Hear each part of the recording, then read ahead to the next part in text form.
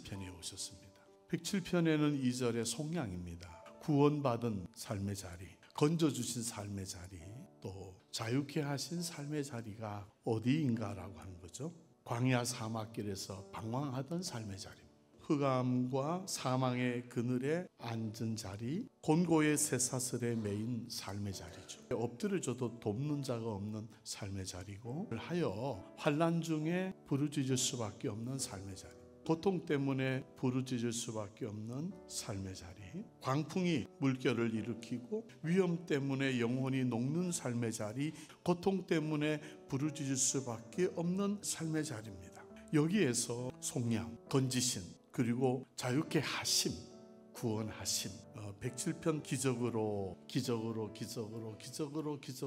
동일한 패턴이죠. 그 기적으로 인한 성축도 중요하지만 왜 이렇게 이 삶의 자리에 있어야 했느냐라고 하는 107편에는 말씀이라는 관점에서 대조적으로 비교를 해놓고 있어요. 흑암과 사망의 그늘에 앉아 있어야 했고, 곤고의 쇠사슬에 매여 있는 이유는 하나님의 말씀을 거역하고 뜻을 멸시했기 때문에, 그러므로 이렇게 되었다는 얘기입니다.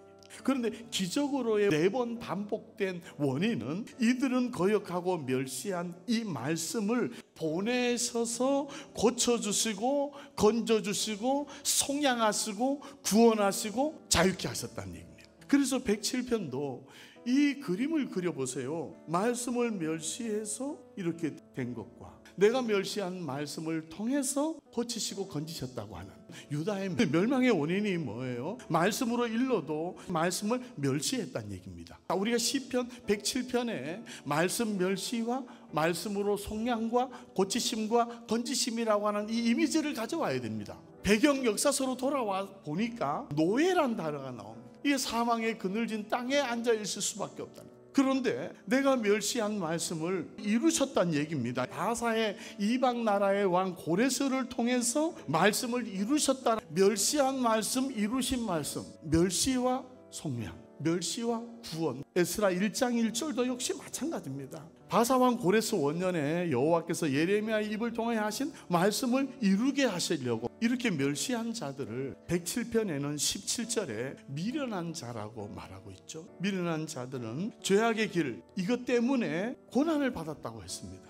그래서 그들은 그들의 모든 음식물을 싫어하게 되어서 사망의 문에, 요한복음에 예수님이 생명의 떡을 설교할 때 그들 제자들이 이 말씀은 어렵도다 하고 예수님을 떠나서 다시는 예수님과 함께하지 않았다는 거예요. 미련한 자, 사망문에 이르기까지도 음식물을 싫어해. 잠언 1장에도 어리석은 자와 더불어 거만한 자와 미련한 자가 나오잖아요. 어리석은 자는 어리석은만 좋아하고, 거만한 사람은 거만함만 좋아하고, 미련한 자는 미련함만 고집하다가, 그래서 지혜의 말씀을, 지식의 말씀을 어느 때까지 미워하겠느냐, 멸시하겠느냐, 재앙이 폭풍과 광풍처럼 임할 것이다.